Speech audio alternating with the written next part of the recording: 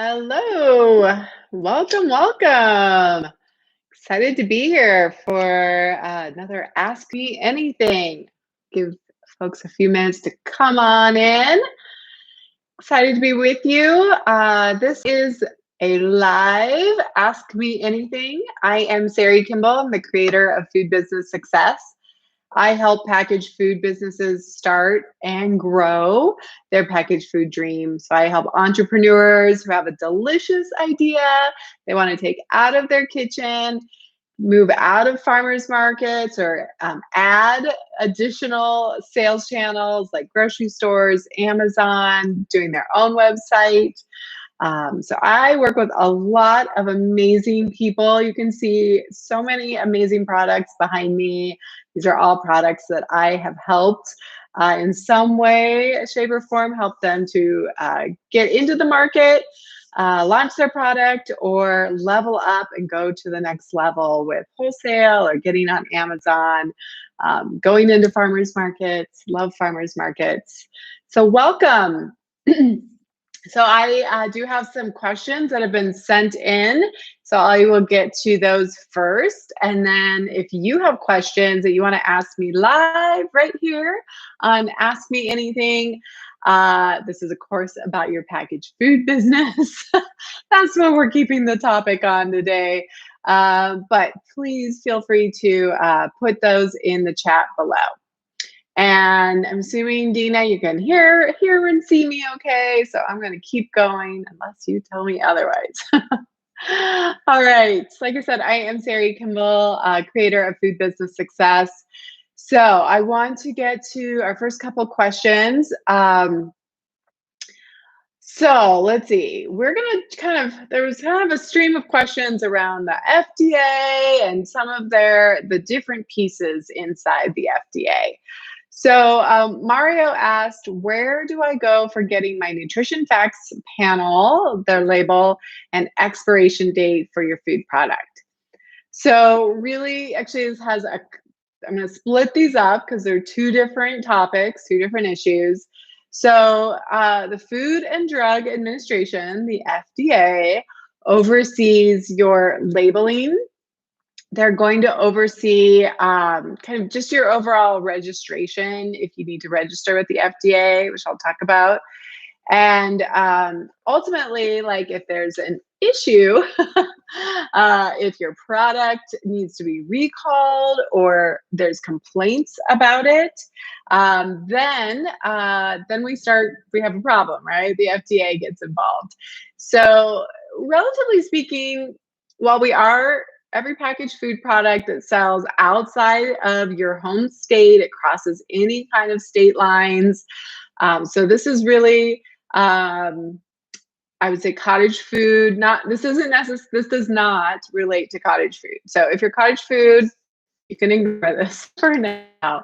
But everybody else, if you're under any other kind of license, then you do need to be concerned or take, check off the list on the FDA. So first of all, you are required, technically everybody is required to have a nutrition facts panel on their product. And of course, it needs to be as accurate as possible. Now, the reality is that, so there are some exemptions that I'll talk about, and everybody is now beholden to the 2020, the new facts panel, right? The new version of that. And so gone are the days where we can just shrink down our nutrition facts panel. I was actually just at a co-packer yesterday, and we were looking at some new crackers that she was making for a small producer. And while they were quite delicious, we both were like, yeah, these are totally out of compliance. They had shrunk the label, the nutrition facts panel, down about this big. And the FDA says that your marketing, your desire to put on bigger pictures and more color and more call outs does not trump the FDA requirements for your nutrition facts panel. So, that is why I really highly recommend that you work with a designer. Just like when I have designers I work with, and you can always come work with me and my amazing designers. But we design for packaged food. And when you work with a designer who's just designing pretty things, well, that your packaging might turn out amazing, you are not necessarily, and I would guess in almost all cases, you're going to be out of compliance. Now, this isn't really going to be a problem if you're at a farmer's market or at very small independent retailers. But I was actually working with another client and she was like, does this really matter? Does it, I said, well, you are wanting to apply for a Whole Foods market. Like if you get in, you are now saying that you are 100% compliant and they check, right? They care on actually all these things I'm going to talk about. So the more you move up, if you're trying to get into larger stores, the more and more important it does become. So first of all, let me just say that there is an exemption. If you are a small business and you sell less than 100,000 units a year and you have under 10 employees, you can file annually. You do actually need to file an exemption for to not have your nutrition facts panel on there. So do make sure you're doing that if you are purposely leaving it off. You can Google search for, FDA nutrition facts panel exemption. So there's a link, you can fill that out annually. My recommendation though is if you're going beyond, if you're starting to go into stores and go online, consumers expect you to have a nutrition facts panel. We want to see how much sodium is in this, right? We want to see these fats and proteins and all of that, right? We have become conditioned, many of us, to look for that. And especially if you're a small producer, I think it's even more important because the type of customer that you are trying to attract is also one that cares about what is in their food. They care about transparency. So I am going to recommend that in almost all cases that you do have a nutrition facts panel on there. It needs to be legal, needs to be, in compliance. So I typically will go to Recipal.com, and it kind of is going to depend on the product, honestly. So for many products, I think that Recipal does a great job. I've actually written some blogs for them, and I like them, as a service. I think that they're doing a great job. You want to be sure that you are being very accurate with the type of product that you're putting in there. So if you can, you want to use, let's say you're making a salsa or some kind of a sauce or something that has pre-made tomato sauce, for instance. You want to be sure that you're using that tomato sauce to build the recipe inside Recipal, because tomato sauces can vary widely. So it's best if you verify that, for this example, that tomato sauce can, ingredients and everything is the same as what you are putting into Recipal. You're all right. It's like garbage in, garbage out. If you put in bad information, you're going to get bad information out, right? So make sure it's as accurate as possible. It's also best to turn your recipe into weights. I've talked a lot about that in different videos here on YouTube about scaling up and going more commercial, right? So always going to be best if you turn your products into weights. That's going to give you the most accuracy. And then you go ahead and you get a label, and they're going to give you a label. I will be honest that it's not always the right size that you actually need. It kind of is going to depend on your product label size. So a lot of time, I always re-enter the information when I'm doing package design for clients into a template that I know is sized correctly. So you do want to look up the regulations. Those are on the FDA for how large things should be. It's based on font sizes, and you cannot deviate from that. So definitely be sure that you are following that correctly. And one of the reasons why I know, I do offer an FDA compliance package through Food Business Success, where I will help you with your nutrition panels. I'll help you with your label design to help lay things out correctly, and I will review it for FDA compliance. There are a lot of little sticky things that you're just not going to know, and there's actually ways that we can shorten up that nutrition facts panel depending on your ingredients. So there's a lot of, there's so much that like, I don't know everything. And fortunately, I know a lot of people who do know even more than I do about FDA compliance when I have questions. But as an example, I was at my co-packer again, and we were looking at a bag of granola, and it had 3 servings in it. And she did not have the dual panel nutrition facts panel. So that's something that I would guess everybody listening to this probably would have no idea that you would need a dual panel nutrition facts panel on there, right? So technically it's out of compliance. So let's see. Let me see how I want to wrap this up as far as nutrition, because I have a couple follow-up questions coming in on that. So Recipal will give you a pretty accurate, here's what I was gonna say about that. If it's a product that's pretty straightforward, it's, a baked product, it's a fresh product, that's when I use Recipal. When it's a product that's undergoing like fermentation, it's having significant loss from heat. So if it's like a sauce that's getting boiled down, right, and reduced into a syrup or something like that, that's going to be very different. As far as like now we're having concentrated nutrition going on there. And so what you put in is this big recipe, but what you're getting out is the small one. And so it doesn't always translate very well. And so depending on the product, I do have a couple of resources that I highly recommend and use with my own clients that I give to all, of course, all of my Food Business Success folks have access to all of these people to help them. They're very reasonably priced. Be careful. People will want to charge you lots and lots of money to do this, and that is not necessary. But there are certain products that I want you to get actual better testing done and have experts that can evaluate your recipe, especially with heat loss, fermentation. If you're really transforming a product, it might need some extra help beyond Recipal. So let's see, Mary wrote, can we utilize the ingredient supplier's nutrition panel?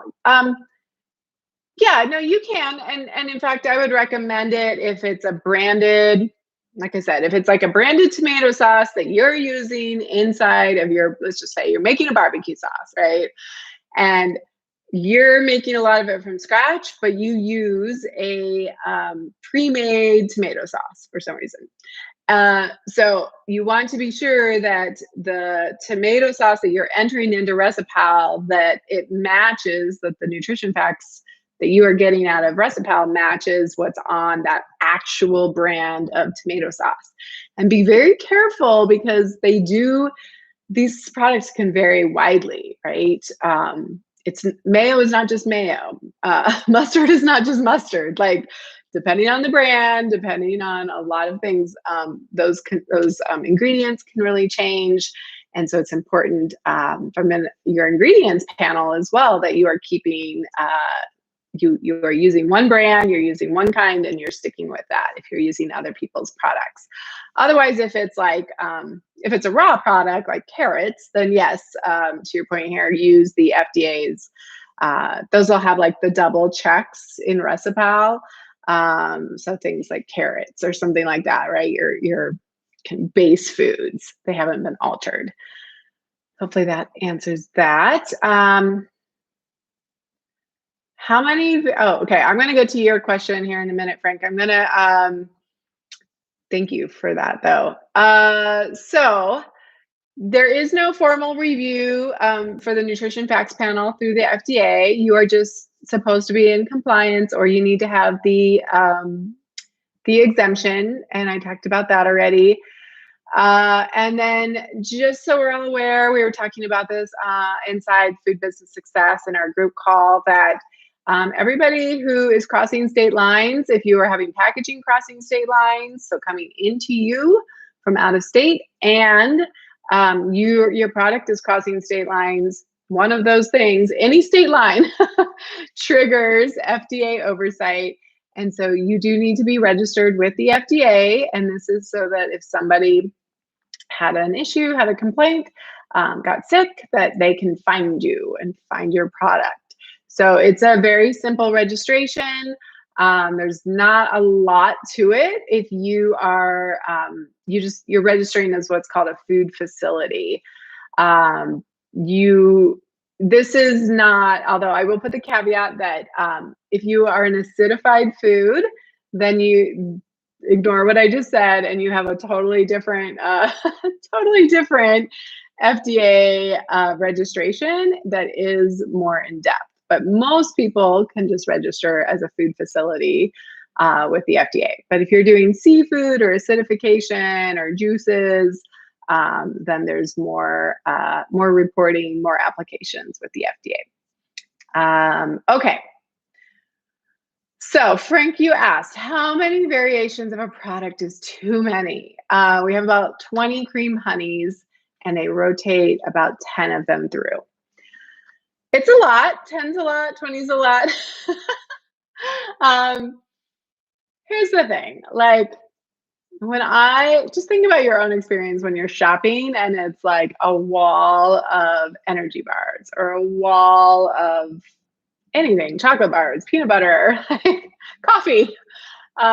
It's like decision fatigue. And we as a society are just like, we are battling decision fatigue all the time. So it also depends. I know you're at a farmer's market, Frank, so I would say that you have a little bit more leeway there. What you might want to think about doing, and I don't know all of your flavors, but is there a way to group things so that you have almost like 3 categories? So rather than having this wall of 10 honeys that can feel very overwhelming for a lot of people, they're like, oh my gosh, how am I going to choose, right? I typically say like 3, 3 to 4 is where I'd like to see you with number of products. But you might try, for you, like, do you have, I know honey is sweet, but like a savory honey or a spicy honeys, fruit, maybe herbs. So see if you could like come up with 3 categories instead and make that bigger on your signage, like, and then have those subcategories that can kind of help people to like be like, oh, I love sweet and spicy, right? Or sweet and savory kind of things, or I love fruit. So that might be a way to help reduce some of that decision fatigue. But typically when you're going in stores, I recommend 3 or 4, no more than 4, probably 3 to start, and then rotate in after you get in the store, rotate in seasonal flavors for the holidays, kind of have one that's rotating in. And if they're selling really well, like a store is not going to give you, most likely as a brand new brand, they're not going to give you more than four facings. So pick your best sellers for that. And again, think about how you can reduce decision fatigue on your website as well. How kind of maybe break it up into those categories to help people self-select, right? 'Cause honestly, if we have too much decision fatigue, we always are either going to go like, I know what coffee I buy. It's just like, I don't have to think about it. I don't look at any other coffee. I'm just like, there's my coffee, done, right? I don't want to spend any extra energy doing that. Or if it's too overwhelming, if it's something I don't need, like my coffee, then I'm like, I'm overwhelmed, I'm out. No thanks. I can't do this today. Not a good day for this, right? All right. So I hope that's helpful. All right, any other questions? I guess Mary, yeah, 3 groupings. I like that, Frank. Great thoughts. Great minds think alike.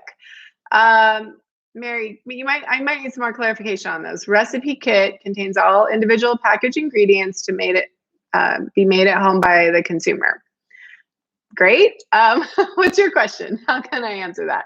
Keeping in mind, we want to stay away from meat. Do I need a nutrition panel for the end product only?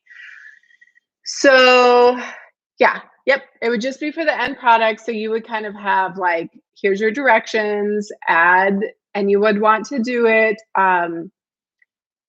It gets a little tricky, like, so like baking mixes, like it's a nice to have if you had like, so you could just do the baking mix with the flours and like just have the nutrition for that baking mix. But like if you also need to add an egg and milk or something like that, right? It would be nice to have like as prepared, if you have room on there to do that. But yeah, I would say everything that's inside the kit needs to have just one nutrition facts panel. And if it's like cereal is a good example to look at, right? It's like cereal, and then it's like cereal with a third of a cup of skim milk or whatever. So that's a great question. I know you and I have been wanting to connect, so we could talk more about that in depth. If it had meat in it, or you were making suggestions to add chicken or mushrooms or something like that, then you don't need to like account for each potential twist on the recipe. You just kind of want to do it like as prepared. All right, so great questions, you guys.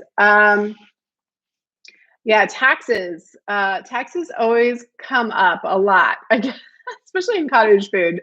I think because a lot of people are just starting out and they're just like overwhelmed. Like, what? What is this taxes thing? So if you are at a farmer's market, do I need to collect taxes? It depends. Always my answer. It depends. So you're under what's called a packaged food for home consumption. And if you're wondering the difference, go to a grocery store and buy a raw chicken and or maybe I won't use chicken, but buy a rotisserie chicken, or buy raw coffee, right? Whole bean coffee, and go buy a prepared bottled coffee. You're going to have 2 different tax rates, most likely. Most states, but not all, you do need to check your state. And I go over this in depth inside Food Business Success in one of our modules. And I give you the links and everything. But most states do not charge sales tax on packaged food for home consumption. And then it just depends on state and county. So you need to look at all of those things. So based on where you live, where your business is registered, you may or may not need to charge taxes on that if you're selling direct to consumer in any way, right? Farmers markets, e-commerce, delivery. But wholesale is a completely different thing. So you don't charge any taxes on wholesale. So let's just take farmers markets. So let's say you live, so for instance, if you lived in Colorado Springs, there are no sales taxes for packaged food for home consumption, state, county, or city. So if you're selling Colorado Springs, then you're good. You don't need to do that.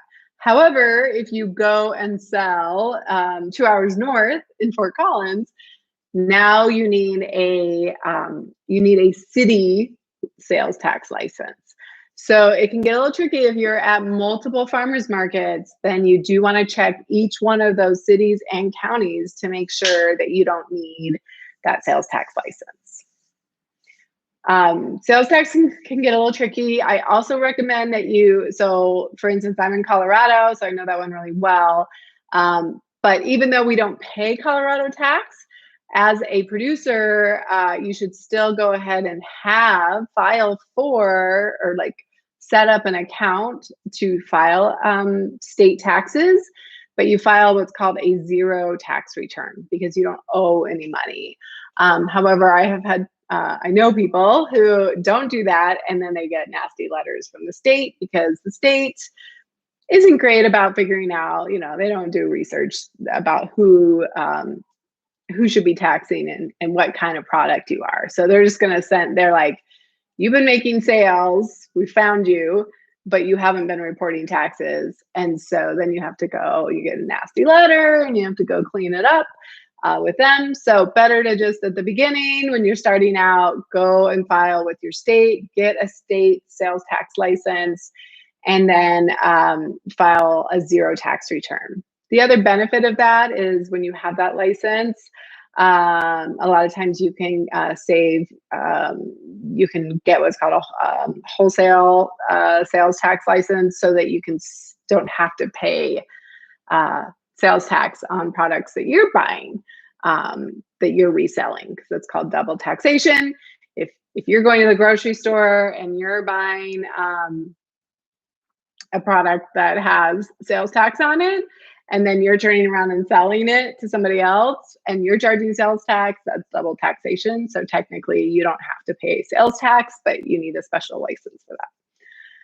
Oh, okay, sales tax. And then to follow up with that, cottage food products, can you sell them across state borders? No, you cannot. Cottage food is whatever they call it, Freedom Food Act. It's called different things in different states. But if your state has cottage food, it is intended only for you to sell inside your state. That is the only place that you are legal to sell that. So I certainly know plenty of people who have websites and sell outside of their states, but technically that is illegal and you should not be doing that. So do stay within your state unless you're going to go get that wholesale license or get your retail food license, the next level of license up where you're working out of a commercial kitchen.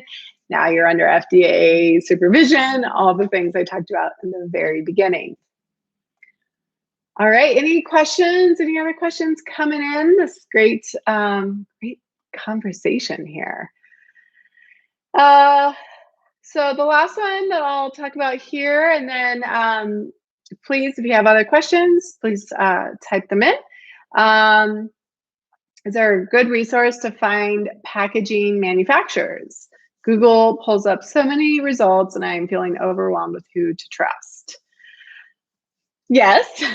So my team, we have pulled together a fantastic packaging resource, a really great Google spreadsheet that has lots and lots of options, everything from labels to plastics, glass, stand-up packaging. I mean, you can see there are so many options when it comes to packaging, right? So I have my favorites. I have people I've used, I have people I recommend. I certainly have people I don't recommend you using. But that, of course, is inside food business success. So those are for folks who want to join the program and get one-on-one calls with me, to join our group calls, to get access to the 9 modules and all of my tools. So if you're interested in learning more about that, joining us inside of there, you can go to foodbizsuccess.com and then apply. When you apply, then I take a look at those applications. If it's a good fit, then we schedule a 30-minute call and have a conversation. But I only want to talk to people who are really serious, who want that help, who are ready to grow or launch their food business. So you get one call, so don't waste it. But I love having those calls, and I love you making a decision if you're all in, right, on your business and you're ready to get help. All right, any other questions for me? It's been great. We talked about nutrition facts panels. Oh, I forgot the other part of this question. Expiration date.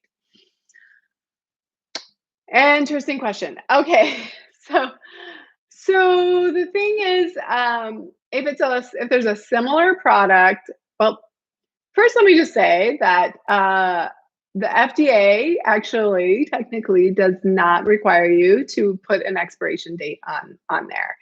Um, if it is under USDA, so if it's meat, that's a different story. If it's like infant formula, that's an exception. But in general, FDA does not require you to put an expiration date. That said, consumers again kind of expect something on there. I never say, there's multiple ways to put it on there. You can say, use by, expires on, or best by. So the terminology I like is best by, because it implies, it's saying to the customer, like, this isn't bad, like not going to make you sick if you wait, let's say best by 6 weeks from now. It's not necessarily going to make you sick. It's just not going to be at the highest quality. Because we have a lot of food that gets thrown out in the United States, especially that says expired, and it's fine, right? But consumers were like, it's expired, let's throw it out, right? And so Best Buy is what I always recommend. And you can determine that based on kind of like similar products in the marketplace. Now, it all is going to really depend on your product. There are definitely going to be some products. So for instance, this is actually a good example. So barfly salsa behind me here. We were trying to determine, it's a fresh salsa. So how long, when does this go? Like, it does go bad. Fresh salsa can kill you, I guess, if you wait too long, right? And so we ended up doing some at-home shelf life testing, and that's fine. You can totally do it at home. Here's what I will caution you, and I may have shared this already on another video, but I learned this the hard way, to make sure that my client, I just made some assumptions, but my client made it at home, and we weren't in the kitchen yet, and we were gonna do this informal shelf life testing. So he brought me some samples. Okay, so I always recommend, making one product or one batch, putting it into multiple packages, similar to the packaging you want to use, and then testing it every week or every month, kind of based on your baseline. Some products are going to be a lot shorter timeline.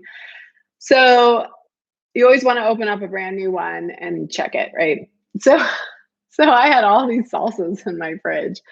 Well, it's just, long story short, they exploded in my fridge, which was a total mess. And I was like, and it was only 2 or 3 weeks. It wasn't that we were really surprised, right? And he got really discouraged and da da da. So what I realized is, I went back to him and said, well, how, did you do it like XYZ? And he did it in his home kitchen. And here's the thing, our home kitchens are filthy. Like, I don't know if you've ever seen like 2020 where they're just like exposed the amount of filth and bacteria in your home kitchens. Like, they're worse than any restaurant kitchen and all of that. So, he didn't have the proper sanitizer. He wasn't wearing gloves. Like, things had just been rinsed but not sanitized. So all of this yeast and bacteria had built up rather quickly. Now we're in a commercial kitchen. So we did the same thing after we made it in the kitchen, wearing gloves, things are totally sanitized, brand new containers, all these things. And now we have determined that like 5 weeks is the shelf life. So some things you may want to go ahead and get sent out for. It's all going to depend on water activity, pH. There's lots of things that are going to determine shelf life. And there's certainly lots of things that you can use, natural as well, to help extend the shelf life. It kind of depends on the product. I have another client that we sent their butters out to do a 6-month shelf life test. Now, it literally is going to take 6 months. So be prepared for that. So you might want to be more conservative when you first launch while you're waiting for something like that. And then you put the expiration date on there or the best by date, right? Okay. And last question, Frank, we use some natural extracts. Can I use generic natural flavor extracts on the nutrition panel? Yes, yes, you may.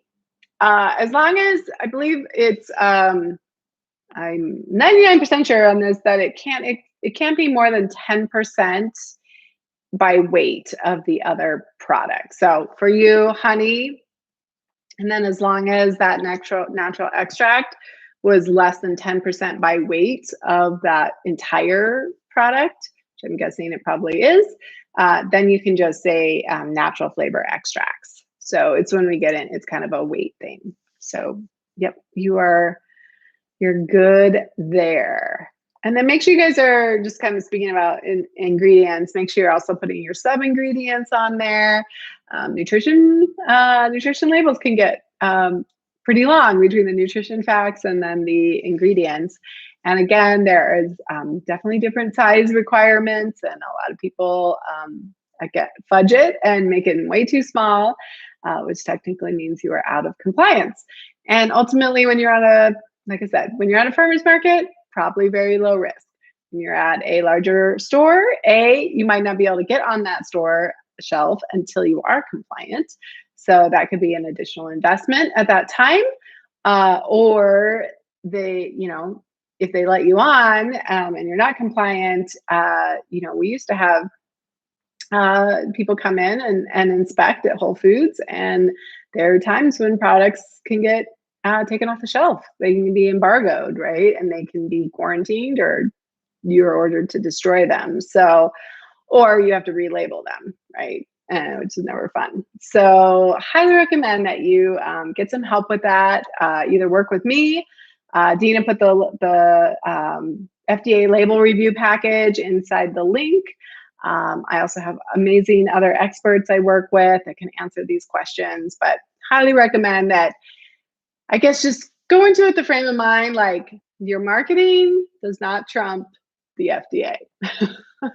So you are definitely required to follow the FDA guidelines, not fudge those, and then your marketing fits in all around that. All right, you guys, so fun to be here with you. I really love these Ask Me Anythings. Again, if you want to work with me one-on-one, you want to get one-on-one calls with me, you want to be part of our community on group calls, learn from each other. We had such a great group call last week, and we were talking about how to hire at farmers markets and social media, and lots of great conversation over there. So I would love for you to join us. Go and apply for Food Business Success, and then we'll jump on that call. And if you can, please like this video. Please subscribe to the YouTube Food Business Success channel and leave a comment below. It helps other people find us. And we have a big goal too, to get to 1,000 subscribers by June, I think it's June 30th. So we would love for you to subscribe to this channel and help us reach our goal. All right. Have a fantastic afternoon, and I will talk with you soon. Bye.